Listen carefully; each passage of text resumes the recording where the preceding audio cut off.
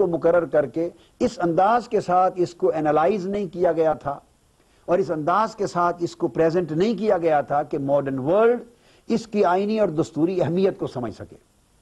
یہ جو ایک اللہ رب العزت کی توفیق اور اس کی مدد و نصرت سے جو کام ہے، اس کا جو بیسک کنٹریبیوشن ہے وہ یہ ہے کہ اس کا کانسٹیٹیوشنل انالیسز میں نے کیا ہے، اور یہ اسلامی تاریخ میں پہلی بار میثاق مدینہ پر کام ہوا ہے۔ آج میں اس میثاق مدینہ کے تناظر میں اس کے پس منظر کے حوالے سے اور اس کے میثاق مدینہ کے معرض وجود میں آ جانے کے بعد ریاست مدینہ پر اور اسلام کی تحریک پر کیا اثرات مترتب ہوئے، اس کے اوپر آج گفتگو کرنا چاہتا ہوں۔ یہ بازین نشین رہے کہ جس وقت حضور نبی اکرم صلی اللہ علیہ وسلم نے مدینہ ہجرت فرمائی ہے تو مدینہ ایک ایسا شہر تھا، اور بلکہ پورا کا پورا جزیرہ نما عرب مکہ سمیت ایک ایسا علاقہ تھا جہاں کبھی باقاعدہ ریاست وجود میں نہیں آئی تھی۔ یہ سگنیفیکنٹ ایسپیکٹ ہے۔ کبھی کوئی باقاعدہ سلطنت وجود میں نہیں آئی تھی، کبھی کوئی سٹیٹ وجود میں نہیں آئی تھی، لوگ سٹیٹ کے اور باقاعدہ ریاست کے کنسپٹ سے آگاہ نہیں تھے۔ دنیا میں اس وقت تک اس خطے میں لوگ دستور اور آئین سے شناسہ تک نہیں تھے۔ انہیں معلوم نہیں تھا کہ آئین اور دستور بھی کوئی چیز ہوتی، کوئی نظام حکمرانی موجود نہیں تھا، کوئی قانون باضابطہ موجود نہیں تھا۔ وہ کسی ایک کولیکٹیو سسٹم کو فالو کر کے اپنی ریاست کو چلانے کے عادی نہیں تھے۔ وہ تو قبائل کا مختلف نظام تھا، اور قبائل کے چھوٹے چھوٹے یونٹ تھے، اور وہ آٹونومس تھے، انڈیپینڈنٹ تھے، اپنے اپنے رائج الوقت مقامی قوانین کے مطابق اپنے قبائل کے نظام کو چلا رہے تھے۔ ایک کوڈیفائیڈ کوئی لا، کوئی دستور نہیں تھا جس سے پوری ریاست کو چلایا جا سکے۔ کبھی کوئی سیاسی تنظیم معرض وجود میں یا نہیں آئی تھی، کوئی اقتصادی نظام معرض وجود میں نہیں آیا تھا، کوئی انتظامی ڈھانچہ آج تک حضور علیہ السلام کی بعثت سے قبل اس خطے کو میسر نہیں آیا تھا۔ ہاں، بین الاقوامی سینیریو یہ تھا کہ روم اور ایران کی دو عالمی سپر پاورز اس وقت کی ٹو سپر پاورز وہ دنیا میں موجود تھیں، اور مدینہ کی حیثیت ایک چھوٹے گاؤں اور قصبے کی سی تھی۔ ہجرت مدینہ کے بعد حضور نبی اکرم صلی اللہ علیہ وآلہ وسلم نے اس مدینہ کے دستور سے جس ریاست کا آغاز کیا تو اس معاشرے کو ایک پولیٹیکل سوسائٹی بنایا، اس معاشرے کو باقاعدہ ایک ایڈمنسٹریشن عطا کی، اس معاشرے کو باقاعدہ ایک کانسٹیٹیوشن عطا کیا، اس کو ایک لیگل فریم ورک عطا کیا، اور 10 سال کی ایفرٹ میں اسے پولیٹیکل سوسائٹی اور سٹیٹ میں منتقل کرنے کے بعد یہ جزیرہ نما عرب، جنوبی فلسطین اور جنوبی عراق کی حدوں تک پھیل گیا، اور یہ اسلامی ریاست مدینہ 10 لاکھ مربع میل کے رقبے سے زیادہ بڑی ریاست بن گئی۔ اس جگہ پر جہاں تاریخ میں کبھی کوئی سیاسی مرکزیت قائم نہیں ہوئی تھی، کوئی سینٹرلٹی کا کنسپٹ نہیں تھا، اس بستی میں جب یہ چیز ہوئی، اس ریاست مدینہ میں حضور نبی اکرم صلی اللہ علیہ وسلم کا جب ورود ہوا تو سب سے پہلے مؤثر سیاسی اقتصادی طاقت ریاست مدینہ کی یہود کی تھی۔ وہ پولیٹیکلی سٹرونگ تھے، وہ ملک کی زراعت پر اور اس ملک کی تجارت پر ان کا قبضہ تھا، وہ سالڈ کمیونٹی تھی، اور اس کے علاوہ کچھ مشرک قبائل بھی تھے جو ان میں سے کچھ ان کے حلیف تھے۔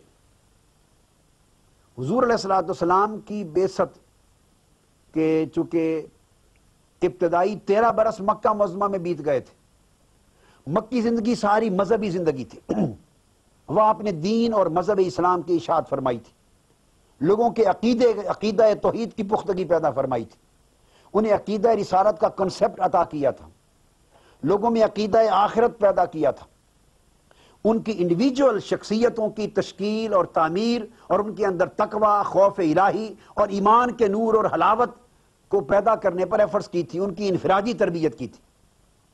اس طرح 400 کے قریب افراد 13 برس کی ایفرٹ میں مکہ معظمہ میں تیار ہوئے تھے جو اسلام کی جماعت میں شامل ہوئے، یہ مسلمانوں کی ابتدائی جماعت بنی۔ ہجرت مدینہ حضور صلی اللہ علیہ وآلہ وسلم کا ایٹ دا سیم ٹائم اس مذہبی، اخلاقی اور روحانی تربیت کے 13 برس کی سٹرگل کے بعد آپ کا سیاسی سفر تھا۔ آپ کی زندگی کا تحریکی سفر تھا اور آپ کا انقلابی سفر تھا. اس پر گفتگو ہم آگے چل کے کسی وقت کریں گے. ہجرت مدینہ محض ایک علاقے سے دوسرے علاقے کی منتقلی نہیں تھی، یہ ایک بہت بڑا فلسفہ انقلاب تھا. اس کے ذریعے روئے زمین پر ایک نئی اسلامی ریاست وجود میں آنے والی تھی، اور اسلام اپنے ابتدائی مذہبی، دینی، اخلاقی، روحانی مرحلے کو مکمل کر کے اب ایک عظیم سیاسی اور انقلابی سفر کے مرحلے کی طرف جا رہا تھا. اور ایسا ہی ہوا، جب ہجرت مدینہ ہوئی تو آپ نے سب سے پہلے حضور صلی اللہ علیہ وسلم نے مدینہ میں آنے کے بعد مواخات مدینہ کی شکل میں ایک سوشو اکنامک پیکٹ کیا. وہ صرف مسلمانوں کے لیے تھا، وہ جو مہاجرین مکہ سے آئے تھے اور یہ جو انصار مدینہ میں مسلمان ہو چکے تھے. تو اسلامک سوسائٹی دو طرح کے افراد میں تقسیم ہو گئی تھی، ہیوز اور ہیو ناٹس. جو لوگ ہجرت کر کے آئے تھے، مائیگرنٹس، وہ اپنا کاروبار، تجارت، مال، دولت، اسباب، جائیداد سب کچھ مکہ میں چھوڑ کے آئے تھے تہی دست. آپ 1947 میں قیام پاکستان کا ذرا نقشہ آنکھوں کے سامنے لائیے. وہ لوگ جو مہاجر ہو کر ہندوستان سے پاکستان کی طرف منتقل ہوئے اور اپنا سارا اسباب زندگی سب کچھ وہاں چھوڑ کے تہی دست تہی دامن یہاں آئے، لٹے پٹے. تو مہاجرین مدینہ مکہ میں سب کچھ چھوڑ کے یہاں آئے تھے، تو یہ ہیو ناٹس تھے.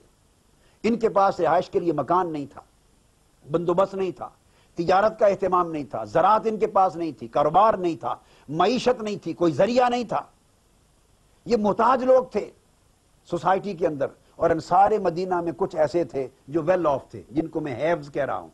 ان میں سے کچھ تاجر بھی تھے، کچھ زراعت پیشہ لوگ بھی تھے، کچھ مال اور دولت رکھنے والے لوگ بھی تھے.